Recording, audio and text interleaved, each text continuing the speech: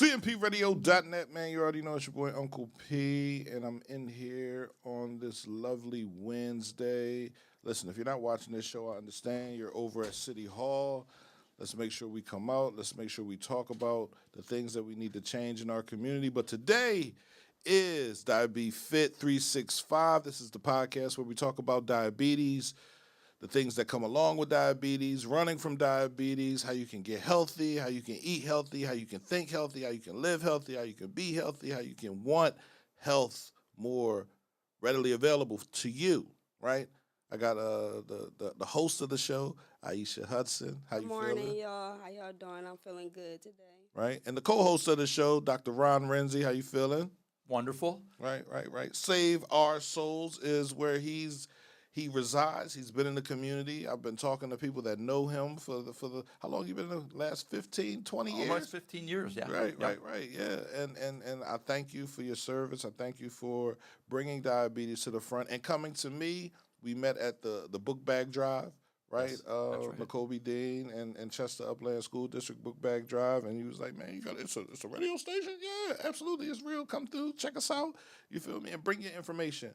I tell you all the time how important it is to continue to talk about this, right? Not to talk about it once or twice, but to continually talk about it and bring it where people can feel it, right? Can really see it and understand, like, oh man, I have diabetes. I can go up there on the show and talk about my life with it and what I've been fighting with it and how I want other people to view what diabetes is, right? So that's what this podcast is about, man. I want to thank Aisha Hudson for hitting me up and saying she wanted to come through here and talk about it. And we're going to talk about it. Today we're talking about, what are we talking about? We're talking about that what happens when you ignore your diabetes. What happens when you ignore your diabetes? Doc, anything you got to say before we get started? Well, I just want to reemphasize that you are so correct that diabetes needs persistent and consistent care. You can't just talk about it once or twice. It's an ongoing thing, a lifelong process. So it needs a lot of consistent and persistent talking and caring and changing and modifying your behavior and your diet and things like that. So consistency and persistence are really important with diabetes. Just it does. You have to change with it, and you have to kind of continually modify it and monitor it, manage it.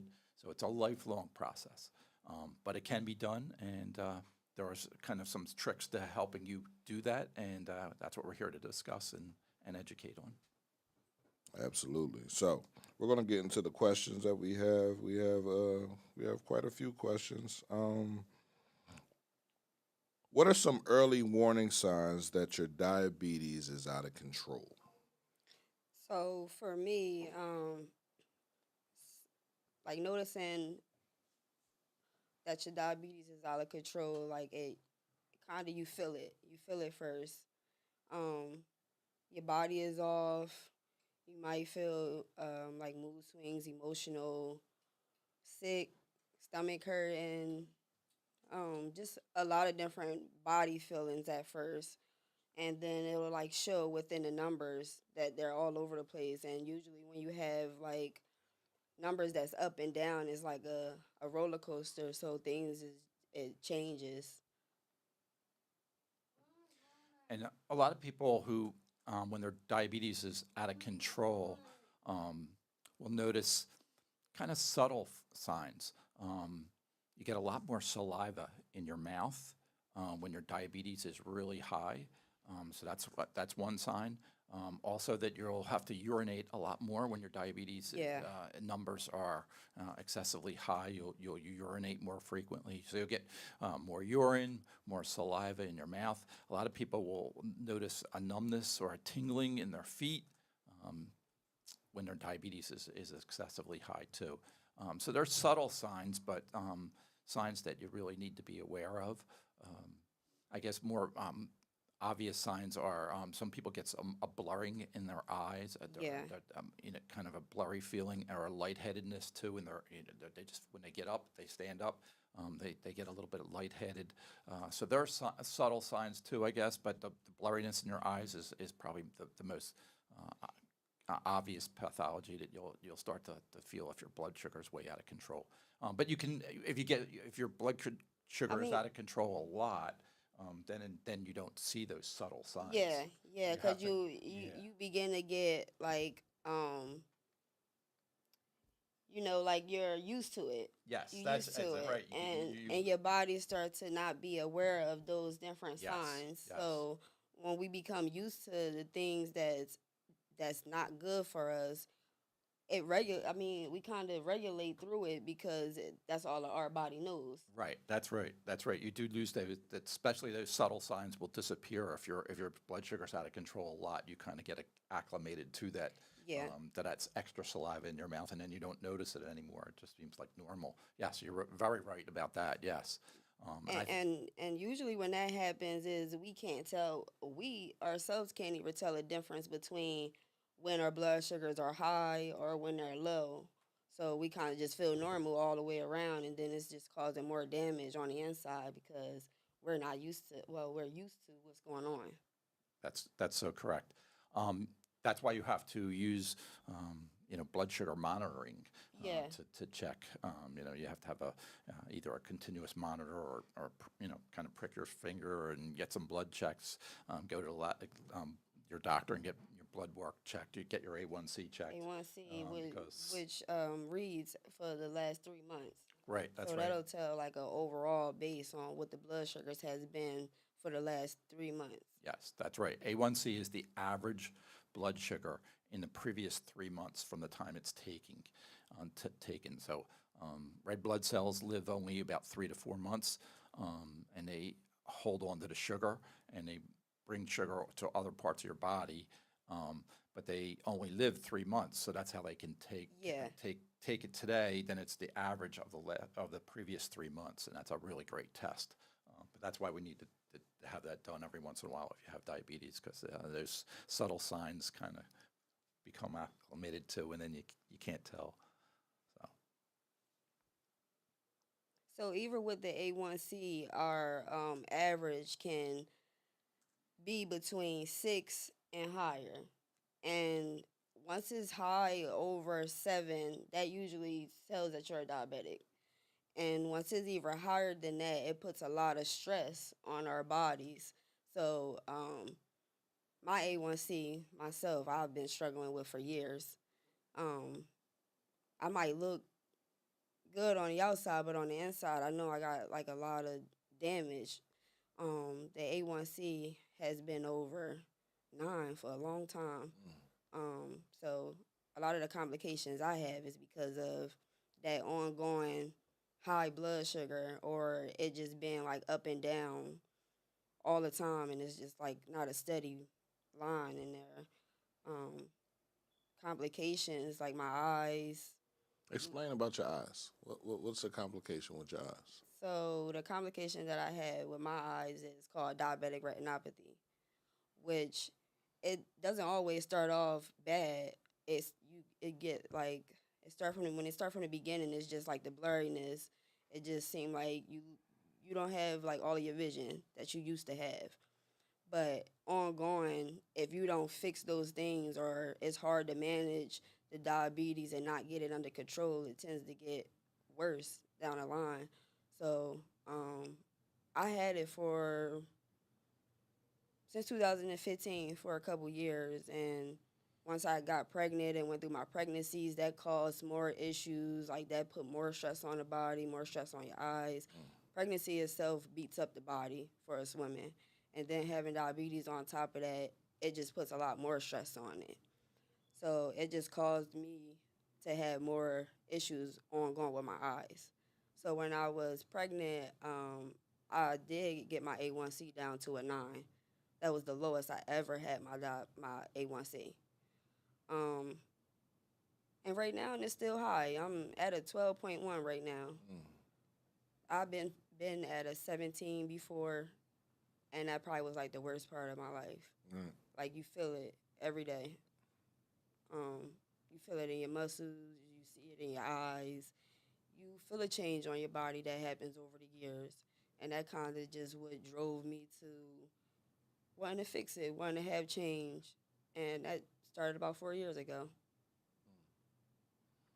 yeah, we have to remember for you, it's a little bit harder than most people, right? Because you're type 1 Yeah. diabetic. Most diabetics are type 2. Mm-hmm. So their body produces some insulin, which helps them metabolize sugar, whereas your body produces probably no insulin. And type 1s usually produce almost no insulin, so it's much harder to control your blood sugar. Yeah.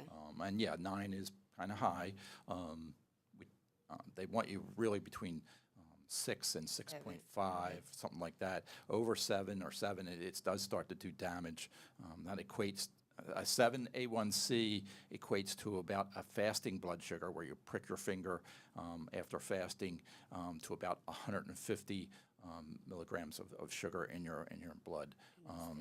And that's considered the point where over 150 or over A1C of over 7, that's when it starts to do damage to your kidneys and to your eyes. The really small blood vessels go into your kidneys and eyes. It starts to do damage. So you kind of try to. And with that, like the vessels in the back of your eyes, like mine's is detached. So I didn't always have the retinopathy detachment. So it started off as just a diabetic retinopathy at first. And I went through like the laser surgery multiple times. Like I still have laser scarring on my eyes. I did the shots, the injections where they put needles in your eyes, and like that's a lot.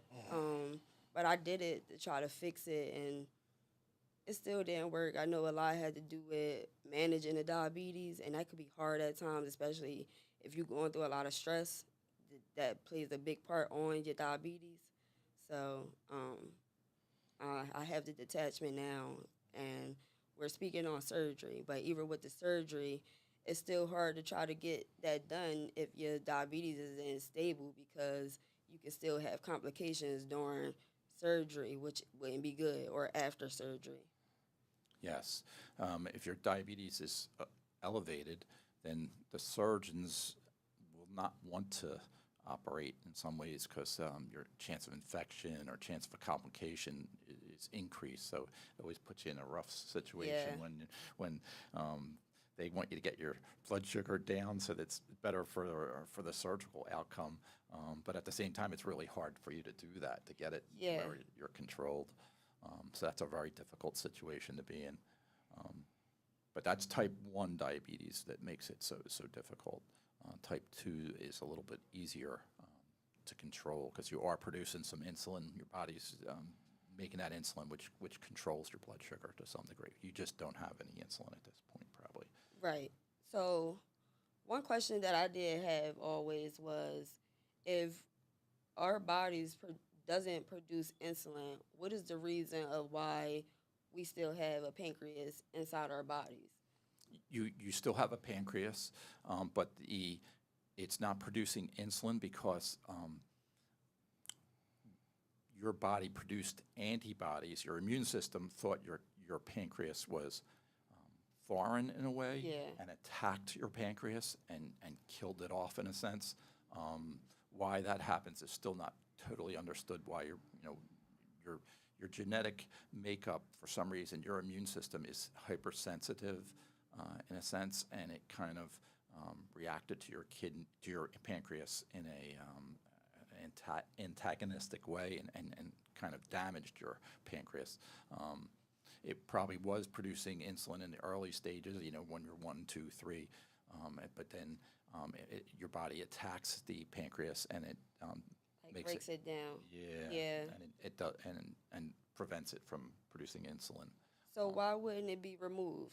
If they remove like kidneys and lungs and everything like that, why don't they take the pancreas out? They could, but it's actually a very difficult operation to go through. So if your pancreas isn't doing anything at this point, they just kind of leave it there, just because it's a difficult operation to go through. And now they're finding that even if a small portion of your pancreas is still producing insulin, they try to leave it alone. so that you can get even a little bit of insulin is better than no Right. insulin. So a lot of type 1 diabetics, 75% of their pancreas may not be functioning, but that 25% does some good. So again, another reason to leave it alone because it's hard to tell how much it's producing. So would that mean we're more so insulin resistant than our pancreas is not producing? It's you are probably yes, you probably have both of your type 1. You have most of your pancreas is not functioning. So say 75% of it's not functioning, and then the 25% that is producing insulin, you're more resistant to it for because your body has these antibodies that destroys the insulin and it destroys the pancreas. So if you have a little bit of insulin circulating out around your system, your body will destroy that too. So it's kind of your body's kind of attacking your insulin and your pancreas for reasons not really well worked out yet. But So when you break it down to me, it's kind of like making me think. So if that happens from what's already produced in our body, why it's not doing it for the insulin that's getting put in? the insulin that is being introduced to your system is not as effective as your natural insulin. Okay. So it's very close. It's similar in the early stages. They used insulin from pigs and and cows and things like that. It's very close to the natural insulin, but it's not totally identical. And now most all the insulin that is being used today is synthetic. It's made through a laboratory. They make the actual insulin's a protein, and they actually make that in a laboratory and give it to you. And that's very much closer to your natural insulin, but it's not. Your body, again, has these antibodies circulating that tries to destroy that insulin for some reason. And that makes you have to take more than what you would naturally Yeah. need. So it's not as good as your natural insulin in a Yeah, sense. But true. Okay. That makes sense. so one of the things I would like to talk about is if you ignore your diabetes, you do get complications like retinopathy. Yeah. And I think we've talked about the gastroparesis, Nerve damage. nerve damage. So what I've been coming to Chester and talking about a lot is the nerve damage and the circulation damage in your legs, which has produced can produce really bad outcomes like amputation, and that's what Chester needs to address. We have men in Chester who are kind of ignoring their diabetes and then having complications like toe amputations and leg amputations. 8 men in 2024 lost a limb to diabetes, the entire limb. In a small town like Chester, that's an awful lot. There's only about 12,000 men in Chester, so that was a very high amputation rate. So we're trying to get specifically men. I try to Save Your Souls kind of tries to focus on men because the amputation rate in men is almost 3 times higher in men than it is in women. Women in Chester are actually doing pretty good in terms of amputation. So they seem to take care of the diabetes a little bit better than the guys do. But all those complications come: retinopathy, gastroparesis, nerve damage, circulation damage. So all those things come if you ignore the diabetes. You really have to Yeah, it monitor kinda. and address it. Yeah, diabetes kind of just, if you don't address everything or manage it well, it's like a breakdown of your body, like your organs. Yes. And in terms of management, exercise is such an important Yeah. concept.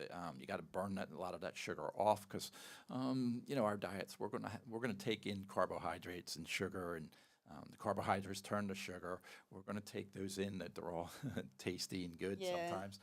So you have to burn that off with exercise. I think that's really the important thing is to really burn it off with exercise. Staying active and staying hydrated, like flushing the kidneys, flushing your body with the water as well, really helps a lot too. Like diluting that sugar. So that's just what you got to think of when you eating and drinking sugar.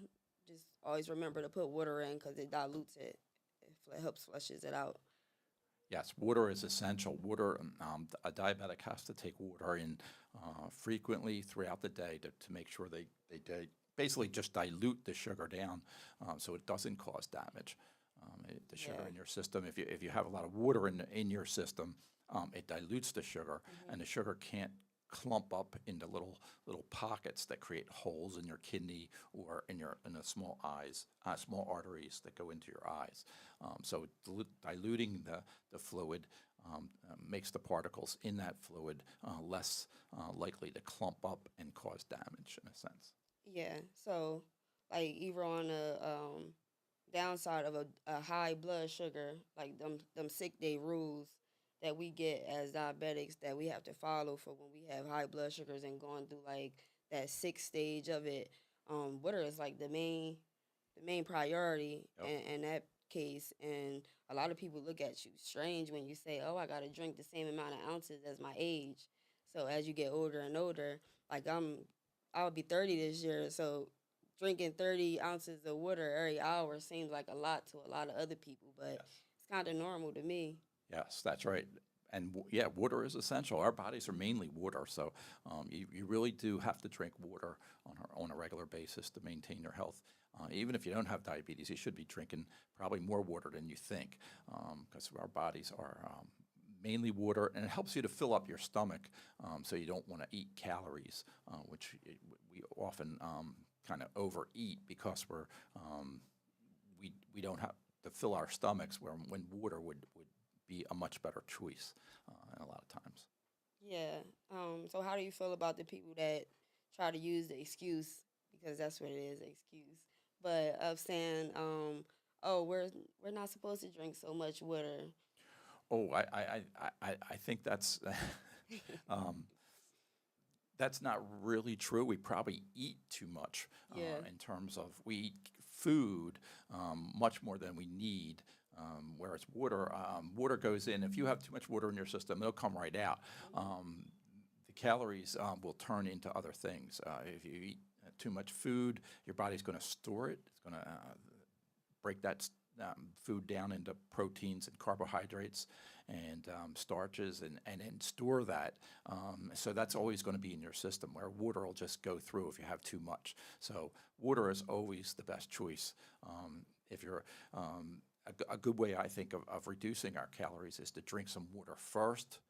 Let it kind of fill up your system a little bit. You fill up your stomach a little bit, and then Eat. have your meal. Yeah, Right, because yes. you won't eat so much. That's right. Yep. Yeah, that's so important. And I think that's one thing Americans really need to concentrate on. And I don't think most Americans do that. I think we tend to eat too much and drink too little. Yeah. Oh, you want me to come up with some more questions? Yeah, yeah. I enjoy the conversation between you both, right? Because I'm gonna just say this, right? The reason why I think black people don't take diabetes serious is we don't trust the doctors. Hmm. You know what I mean? So we have to build a relationship and a rapport with a doctor, right? When a black person develops a relationship with a doctor that they can trust, then things start to change, right? When a doctor gives you advice, you're like, you know what, I can do that, right? I can drink more water. So that's why I wanted both of y'all to be on this podcast, right? Because it's good for not only the community, but it's good for you, right? To have someone that you can talk to, right, about diabetes that knows Yeah. exactly what they're talking about. They're not going off guesstimations. They're not assuming. They know if you do this and do that and do this, it'll equal this, Yeah. right? So, I appreciate y'all both, and you too, Doc, to have, because everybody doesn't have the time, right? You're making Sure. it fit inside your schedule. Aisha, you too, you're making it fit inside your schedule to come through here and to be vulnerable enough to share information to other people, hoping that Yeah. it hits somebody. We're not trying to hit a whole group of people. We just want to hit one person with diabetes that's out there right now that's listening, that might see this, right? Really pay attention, right? Like, yo, I gotta check up on my A1C. Yo, I gotta make sure I'm doing what I'm supposed to do. If you want to be here, you can be here. Nobody said you can't be here with diabetes, but you have to manage it, right? Right. And manage it correctly. So, what's the first step someone can take today if they've fallen off of their management plan?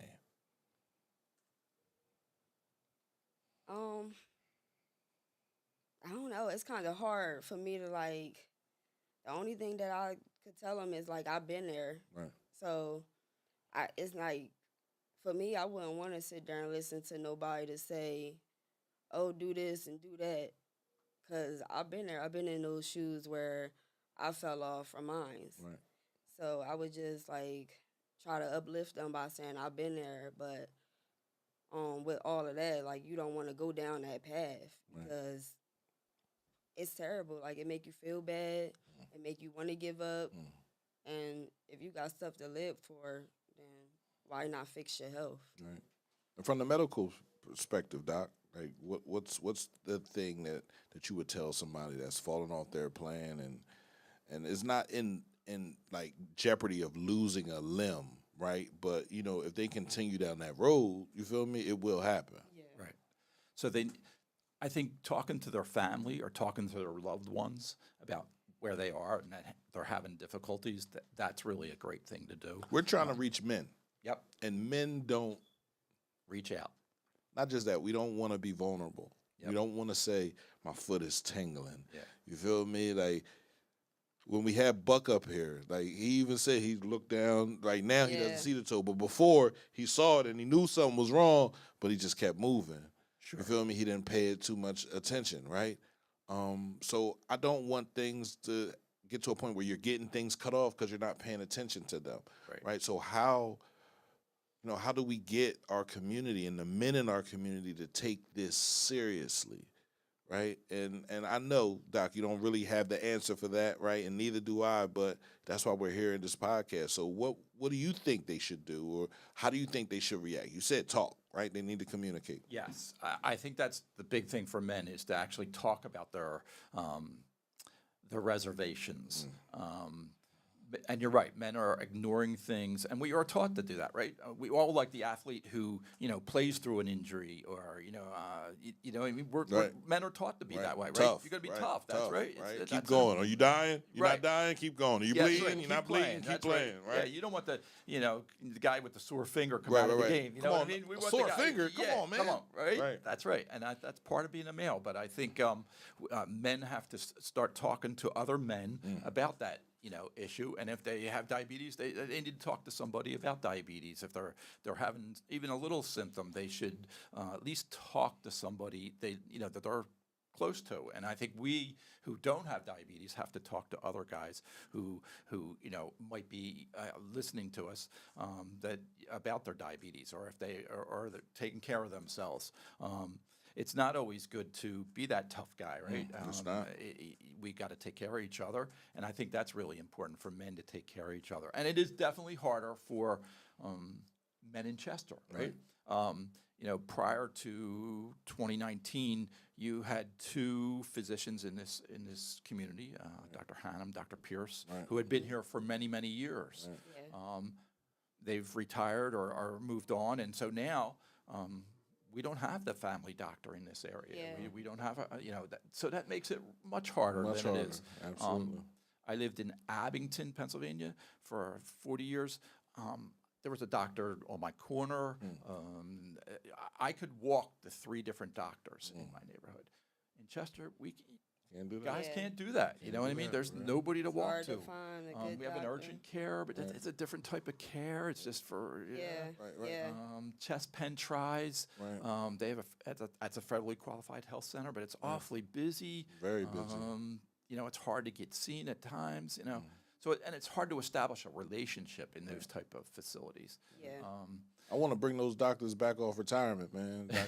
That's right. Dr. Pierce and Dr. Hannum. Dr. Hannum was my personal doctor. Everybody's. He was my doctor. He was my father's doctor. Before him, it was Dr. Batups, delivered my aunts, right, and everything, right? So in that office, right, my family was born. Yeah. Right? And he was my grandmother's doctor. So, when you think about longevity and you think about understanding, when I go in there, Doc said, when he first said, he said, Pierre, you got high blood pressure. I said, Doc, I ain't got no high blood pressure. He said, you do. So I'm going to put you on this amlodipine. You feel me? If I would have listened to him and took him serious, you feel me, I probably wouldn't have had my strokes. but I Right. didn't because it was like, doc, I ain't got no, I'm good, I ain't got nothing. Right. Yeah. But when it hits you, bro, it's silent, right? Right. So it's like, Sure. oh man, I do got high blood pressure. All right, I gotta take this medicine. Mhm. And I was always believing everything I was hearing down the street. Don't take the high blood pressure, it's gonna mess with you. You feel me? It's gonna bring you. It's like, oh no, I'm not taking that. You feel me? But Mhm. I needed it. And I didn't understand. Like dealing with stress, the stress of life, the stress of providing, the stress of doing. You feel me? That's added stress. Then on top of all the extra stress that I brought on to myself, you feel me? Like it's hard It is. as a black man to find someone you can be vulnerable with, you can talk to about the things that you're dealing with in life, and that's why this radio station is here. That's why we have another program called Infinite Men of Honor, right? So we can lift each other up when we fall, right? Yeah. And how do we talk about the health issues that we have? You feel me? I want doctors to come through the radio station and talk about the different things that are affecting our community. You feel me? From STIs to sexually transmitted diseases to having HIV to getting diagnosed. You feel me? To cancer. It's cancer is what's the month? Breast Cancer Awareness Month. Yep. Right, so I would like for a doctor or some women that are affected. We got Leslie; she had breast cancer. Her sister had it. Right, I've been trying to coax her into doing a podcast talking about it. But it's like if people don't want to be vulnerable to share the information, then people don't want to be vulnerable to even listen to it. Yeah. You feel me? So Yeah. you got to share it first, and then you get it out there to the masses, and they understand your message, man. And the message of this podcast, right, is diabetes is not a death sentence. Diabetes is not the end of your life. Diabetes can be, you feel me, if it goes unmanaged. Diabetes can be if you ignore it. Diabetes can be if you're not doing what you need to do. But you can live a great life, man. You can be a great person. You can be in the gym. You can be out here in the community. You can help people just by talking about the difficulties that you find with diabetes, the mismanagement that you heard about or you felt in your life with diabetes. And then we got a doctor up here so he can sit here and tell you the facts. So we're Right. not going off of Right. hearsay and what everybody else says. And we're going to get some more docs to come on here and Absolutely. do that. We'll Yeah, get we them. gotta be able Absolutely. to share resources. Right. How can exercise, diet, and stress management help stabilize blood sugar naturally? Right? Exercise, diet, and stress management. You can break it down. You don't have to put it all together. You feel me? If you know anything about it, Aisha, I want you to share what you know, and then I want the doctor to give his input. Okay. Well, from my personal experience, about 4 years ago is when I actually took the step in being more dominant on my diabetes, my health. I got into the gym consistently. Like I was going for 5 days out of the week, consistently going. Like even when people saying, "Oh, you working out too much, you doing too much," it make you feel good. And when you feel good, you just gonna keep on doing it. I'd rather feel good than have my diabetes have me down. So that's one thing that made me get into the gym, like working out. It allows your sugar to stay like in a stable place without going high. You might run into some lows from exercising just because you're using a lot of that energy and it's burning calories and you might drop down. But overall, it just keep things stable. Eating eating clean and healthy, like either trying to stay in the same areas with what you eat, like mapping out your meal plan and having like the same thing weekly kind of puts you in a place to know where you're going to be. Like when you eat all over the place and you just having random things, you sometimes don't know where that's going to lead your blood sugars to bend or something like you might eat one thing one day and then try to go and splurge and eat something else another day and you don't know where that's going to lead your blood sugars to. So if you kind of stay in the same base of what you eat on a daily basis, then you'll understand your body more and you'll understand how your blood sugars relate to your body. So your muscles use sugar for energy. So if you have a lot of sugar in your system, you're diabetic and you have a lot of sugar, the best way to get rid of that sugar is to make your muscles work because they will metabolize that sugar and turn it into energy. So if you have too much sugar, the best thing to do is get those muscles working. It'll burn that sugar off in a sense. So yeah, exercise is the way we get, cycling, running, whatever way you can, but you got to get your muscles working to burn off that sugar. And then diet, it don't get too much. Carbohydrates turn into sugar, right? So and carbohydrates are the cheapest food. They're kind of the tastiest food. Like baked goods are carbohydrates, and they taste really good. Sugar tastes really good, right? If you have coffee and you're putting the sugar in, more sugar, it's sweeter and it tastes good, and so. Diet is the key. You got to limit the amount of carbohydrates you put in your system. You got to eat a little more protein, a little more protein is probably better Yeah, I for was diabetics. gonna say, yeah, that That's protein mess is a lot of things for us. Yeah. Like me waking up in the morning every day before going to the gym or working out and doing my protein shakes, it kind of set the day for you. So, yeah, I do protein shakes and a lot of protein, like There you go. fish, meats, Yep. eggs, a lot of eggs. And stress management's important too, because stress will drive our body reacts by to stress by secreting cortisol, which increases cortisones. Cortisol will increase our sugars in a sense. They turn into sugar after a while. So that stress induces a higher sugar for people. So we have to learn to not be as stressed out, which is very hard in this life. Yeah. But stress is really important in managing stress. So you got to be aware of what causes stress in your life and have some ways of managing that stress. And I think talking about stress is really important. Talking about when you are stressed out, what causes your stress. Yeah. Talking with family and friends is a way of handling that stress and letting it out in a sense. So talking, being on the radio, talking is a way of getting your stress out. And then Yeah. when you talk and you I think it's really important for people to help people when you're stressed. Right. If you kind of try to do something to help somebody else, it makes you feel calmer about yourself. Absolutely. do. And better about yourself. Absolutely. So you It do. kind of It calm do. down. So helping people is a way of handling your stress and helping you be healthier. So all those things. It sounds easy, but it is hard to It is. incorporate that into your life. But I think we have to be consistent about that and persistent at at trying to eat better and handle our stress and exercise more. So you have to be persistent and consistent. And Yeah. Absolutely. go on. Talking about stress has done major things for me, right? It was always for me listening to the doctor, right? So I have a doctor out at Mainline Health. Good brother, man. Every time we go in there, we always talking, right? We're talking about more about what's happening in the world than we are about my health. Yo, your blood pressure is doing good. You feel me? Your A1C is good. Is the Ozempic working? I stopped taking the Ozempic for a little bit, and I noticed how my stomach was getting. I was like, oh no, all right, okay. And I went in there and I talked to him. He was like, what's going on, P? You feel me? He said, I'm gonna hook you up with a therapist so you can go talk to a therapist. You feel me? And the therapist said, well, you're depressed. You feel me? So let's get you on some medication. I don't want no medication for depression. No. I'm good off that. Just tell me how I can cope with it, how I can deal Yeah. with it, right? And she said, so what do you do? And I got a radio station. She was like, all right, well, do a podcast where you're talking about your depression, right? Because once you talk about what you're dealing with, you realize how you're dealing with it and you want to change it, right? So Yeah. that's why we come up here. That's why we do this podcast.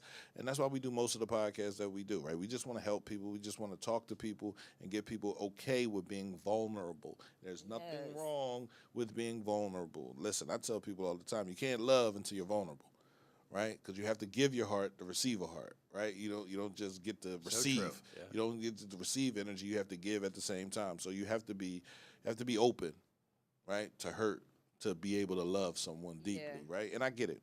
Our community is a community that doesn't really share a lot of love, right? Yeah. But we do, but we don't, right? So it's like, A lot how of does people that don't work? know what love is. Don't know either. what true love is. So true love is being able to talk to your family about what you're dealing with, right? If you feel a little funny, you feel me, and you're going to the bathroom too much, you feel me, like it's time to go get your A1C checked Yep. and listen to the doctor, right? Right. If your feet are tingling and your head is hurting and your vision's getting blurry, and go check out the doctor and check on your blood pressure, right? Different things like that. So we have to put these things in front of us right? So we can see them and understand them, how to deal with them, and also how to be vulnerable and talk to someone around you about what you're dealing with, right? Yeah.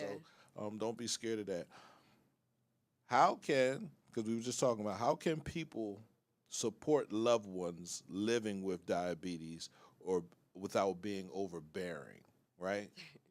Right? Because you had it since you were 5 years old, right? Yeah. And your mom she turned the whole house into no sugar. Yeah. You feel me? So, did I you? mean, that was supportive though. Right. Like I feel like that wasn't overbearing. Oh, no, I'm not saying it was. Yeah, yeah, Right? yeah. I felt like that was very supportive to me because it started within the house. Right. It made me feel comfortable. I wasn't different from everybody else, Right, and it right. still looked the same, like upon me and my brother. Right. So I wasn't opposed to what my mom was doing. Mm-hmm. But sometimes people do get a little overbearing and want to hover over top of you too much, Right. and that's kind of not what we always need. But Right. that support, like going to diabetic awareness, Mm-hmm. taking them walks, Mm-hmm. being supportive, like talking to you, checking on you, asking you, is you okay? Like how you been doing? Just giving you good like affirmations and stuff like that. Like that's what supportive is to me. Absolutely. Absolutely. Doc?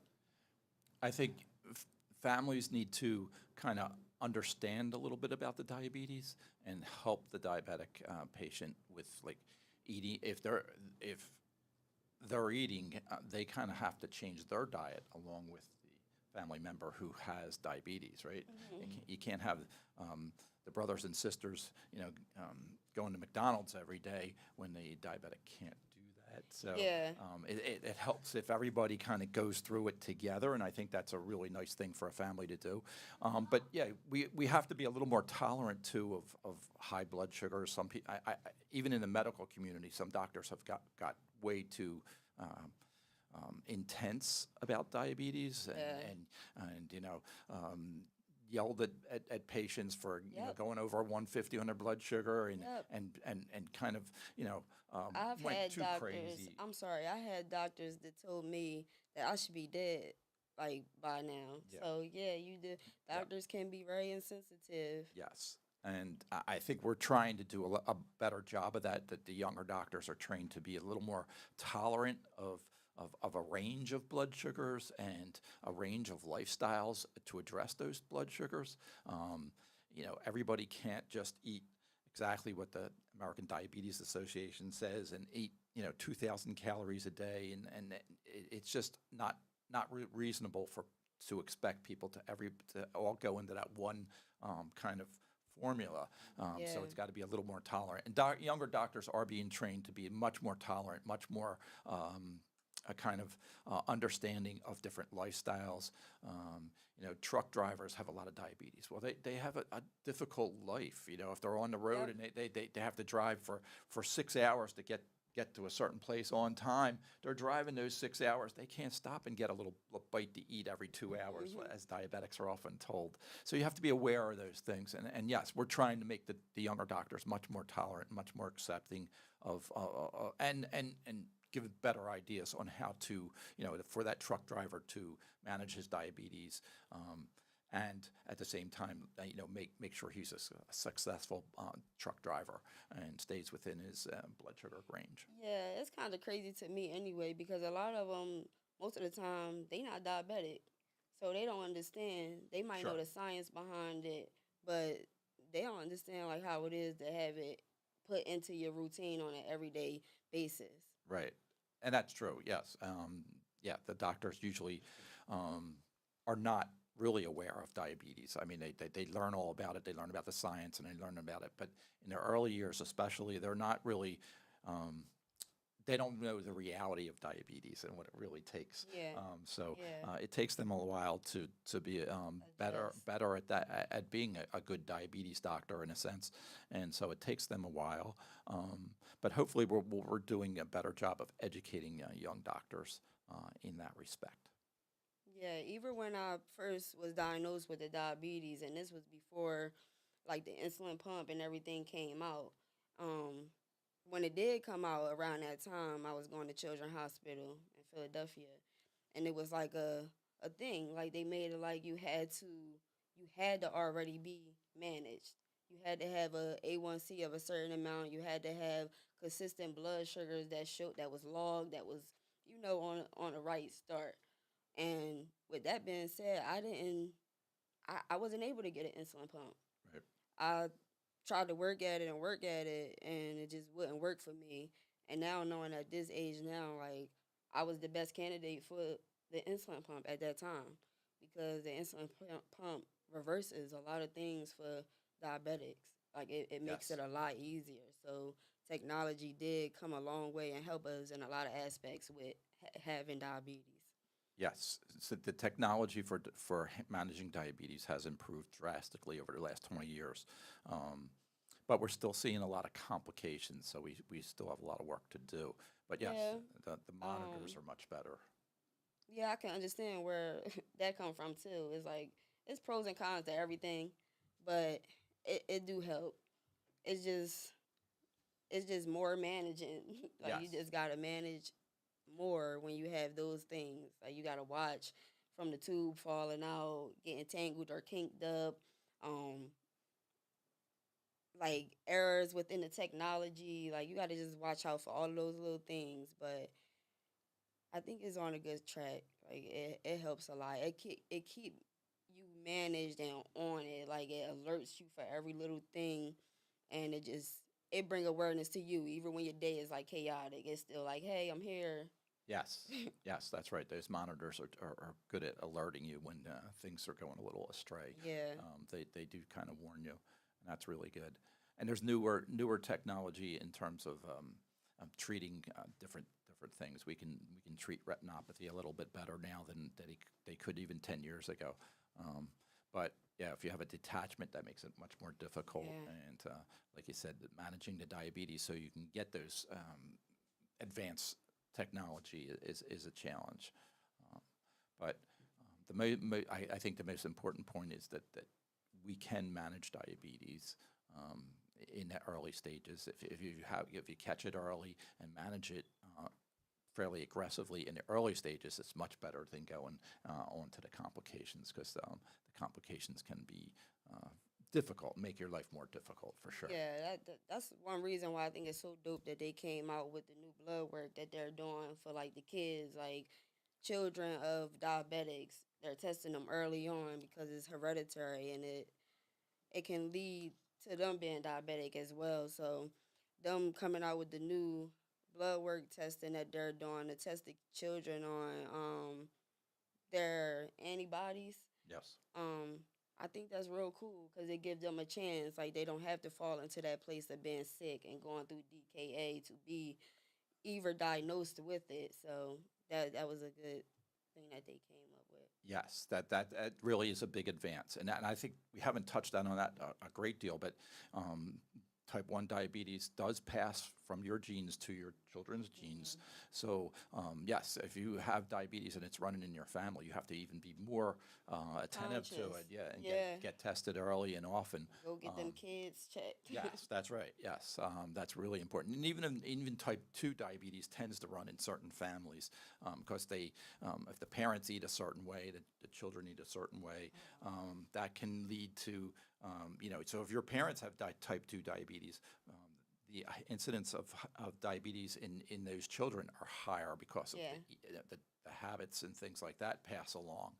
So yes, you got to be really aware if you're coming from a family that has diabetes, you have to be tested more often and more frequently. Both my parents had diabetes, and I'm pre-diabetic, so I'm trying to avoid that diabetes. But I had aunts and uncles and mom and dad who had diabetes, so I have to be a little more conscious. And I got tested much earlier. I started getting tested for diabetes like at 40, so you got to be aware of those things. Yeah, you do. And it's crazy because a lot of people are like aware to a lot of other health issues like the allergies, the asthmas, like things that we know. So they kind of stay on it. Like when that's passed through the families, they Yep. kind of already know. Like, oh, this is asthma. Oh, that's. Right. But when it's the diabetes, people don't really look at it. Like Yeah, they don't. it's very subtle in the early stages, especially for type 2. So you really have to get your blood work checked every once in a while. Otherwise, it can, those early signs can, like the saliva and the numbness in your feet can kind of, Even you can miss those things. fatigueness, And like, fatigue, yeah, that's one. and that go a long way. People be tired a lot, but they wouldn't know that there's a difference between being fatigued from having diabetes and being just tired. Yes, that's a good point. Yes, that's right. Fatigue is an early sign of diabetes, so you really do need to um, get that blood sugar checked every once in a while. Go to the doctor and get an A1C done once in a while to see if you really are diabetic. Yeah. That's really important. Yes, diabetes is an early diagnosis. I think is really important, especially in areas like Chester where we don't have family docs to get to that often. So when you at 40, you have to maybe leave town and find a doctor Yes. who will get you tested for Cause diabetes. I've been considering that lately. Like you gotta be able to move around a little bit more. Yeah, gotta spread your wings. When you gotta get to specialists, you gotta find them. Yeah, yeah, that's dope. Yeah. And especially with the hospital closing down now, right? People are taking things that they didn't take serious before a little bit more serious now. Yeah. And I'm aware. I see it. I see the difference in our community, right? How we're looking out for each other. You feel me? Like Yeah. differently than we were before, right? So sometimes it takes for something to happen for us to realize how important the Yep. community truly is. This is the last question, and it's really, really a message for someone, right? What message do you have for someone who's struggling to take the first step today with diabetes or talking to someone or just maintaining their health, right? What message do you have for someone who's struggling today to do that? Um.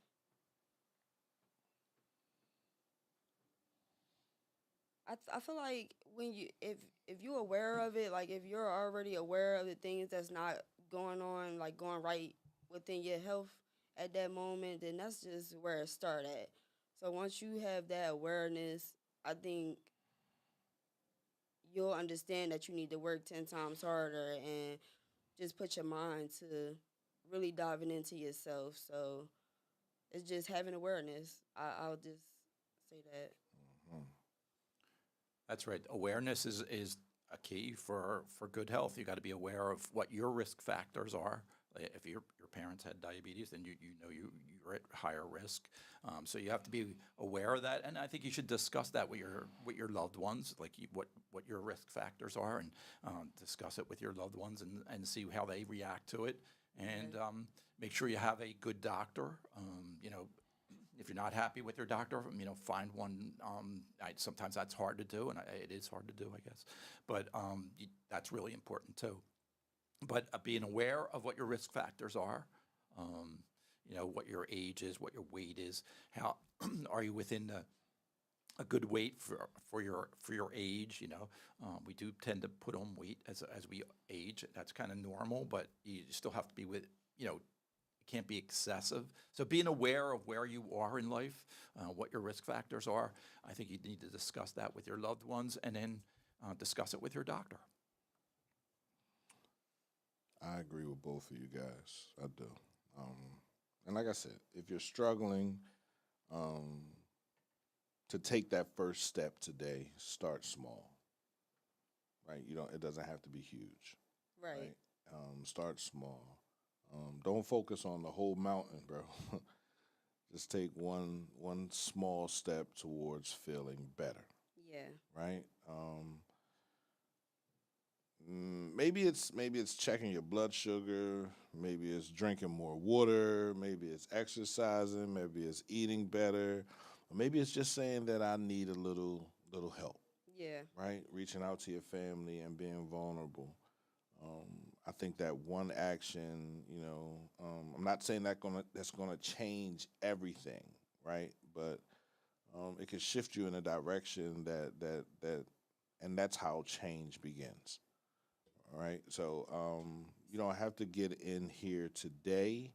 Um, you won't fix it in a day. We know that, right? But every day you show up for yourself, your body starts to trust you again. I know, right? Because I was in that dark space, right? Dealing with high blood pressure, right? Cholesterol. You feel me? Like you go get that test, that blood work test, and your doctor's like, all right, I got 15 pills for you to take. I'm not taking all Yeah, them pills. One yeah. pill leads to another situation. But again, you feel me? You can change it if you change how you're receiving the information, right? You can change it if you understand that you are the most important thing. So you need to work out. You need to get up. We were talking earlier about my mom. When she went to the hospital, they told her she was pre-diabetic. She was like, I'm not pre-diabetic. Mom, you're not moving. Doc Yeah. just mentioned about the muscles, how the muscles eat up the sugar, right? So you can't sit still. You got to Right. move. Whether you Gotta go keep walking, moving. whether you go just sitting still and eating and snacking while you sitting still, that's a form of depression, for real, for real. Yeah, even when I'm sitting still, like Right, sitting down, I'm always moving. I'll right, start busting out doing some right, sit ups right, or right, right. leg lifts or Yeah, something. yeah. I'm You used have to to. it. Yeah, You I'm. have to keep on moving. That's why I love Jordan being here because she always takes me out during the day. Mhm. Daddy outside, right? So we go outside, we go for The a walk. kids do You keep you feel me? And she moving. keep me moving. Dog, look, no, no, no, no, not that dog, Jordan, right?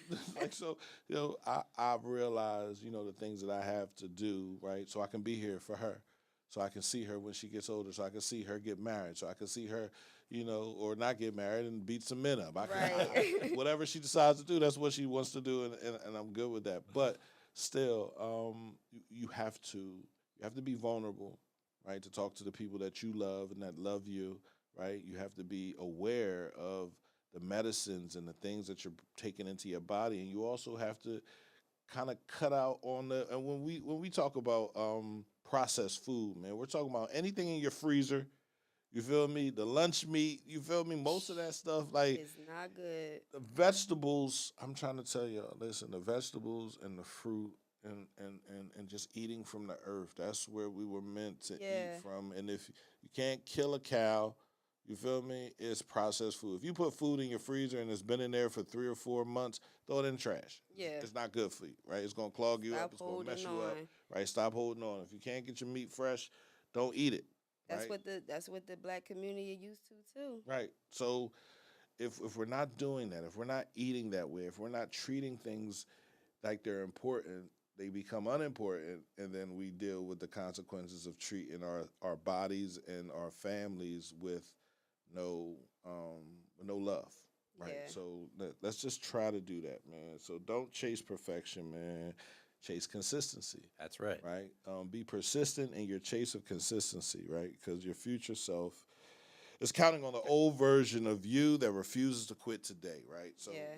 let's go. Let's go. Let's do this. Let's be excited about Diabefit 365. Let's be excited about working out. Let's be excited about hitting up my man Bump and getting some Sea sea moss, moss, some you feel me? Some juices. juices, you feel Yep. me? He's gonna be a guest. He's gonna come through here. I talked to him Yep. I think that was Saturday night we had a conversation. So, there's tons of people in our community that are doing great things. There's tons of people that are making juices. There are tons of people that are eating good food and making good food for you to stop by and eat. Start going to them, right? I know it's going to get hard. They're talking about they're cutting off of welfare, Yes. EBT, Big topic. right? It's getting hard, right? And this is what they want, right? They want us upset, they want us mad, they want us frustrated, so we hurt people and we take ourselves off the map. Let's not do that. Let's talk. Let's come together. Let's be a community. Let's share. Let's be vulnerable together. Yes. Let's be vulnerable together. All right? We way we need the unity in the community, y'all. the way we did things in the past, I don't know what happened. It was a crack. We didn't trust everybody. People were stealing from everybody. People was taking from everybody. Nobody cared. We're past that now. Understand? We have to be past that now. So let's share. Let's talk. Let's come together. Let's build community inside a community so we can help each other, man. Anything y'all got to say before we get up out of here? I'd like to leave one last story. Go ahead. So I've been studying amputations as a result of diabetes for about 15 years. And black men in the United States suffer more amputations than any other group. When you look at Italy, I'm Italian, I spend a lot of time in Italy. In Italy, black men have an extremely low amputation rate because they come from Africa and they maintain their African diet. So really do. black men in the United States are 3 times more likely to suffer an amputation than white men. In Italy, white Italians are 3 times more likely to suffer an amputation than black Italians. Oh, wow. So I think that shows you the difference in being in America and Yeah. the stress and the diet and things like that. Stress. So America sold us a dream. That's why. No, they didn't sell us a dream, bro. They kidnapped us, and we stole our own dream, not knowing that it was still connected to them, right? So Yeah. you only get as far as they want you to get. And not listen, I'm not mad at them, right? I'm not. I have no. You know, you can go to whatever country you want to go to. Literally, you can. Right, the stress of being here, the stress of providing, the stress of maintaining, the stress of keeping good sneakers on your kids, or good clothes on your kids, because other kids' parents are doing other things and they got more money. Looking at the wrong That's stuff. stress. You feel me? The stress of Yes. eating properly, the stress of making sure you got money to pay rent. Prices are going sky high in this community. You feel me? The stress of being out in the community and being fearful of the people that are walking around you. All that stress that builds on you, bro. And when we get away from it, bro, like literally, I was out in Las Vegas, bro. I was good. You feel me? Like it was like the sun was beating down on me. Yeah. It felt Yeah. good, and I didn't feel no stress. Came back here, and as soon as I landed here, Yep. I want to go back. You feel me? But I Yeah. don't want to run. But like literally, I've been contemplating moving to another country, right? And feel starting you. there. I got enough equipment. I can move where I want to feel move. you. You feel me? Like, but you know, I don't want to leave my community. So we'll see. People here is just, they worried about the wrong stuff. So it just kind of make everything that you just said. It make you feel like that. Right. Yeah. So I appreciate y'all for coming through. I appreciate y'all for doing this. I truly do. Listen, this is Diabefit 365. man. Diabefit 365, y'all. Thank y'all. I appreciate everybody for tuning in and watching me and just supporting the movement. I hope that it keep on growing. I'm going to be here. I hope y'all continue to join and be here with me. Doc, anything? let's get healthy. Let's get healthy. Let's go.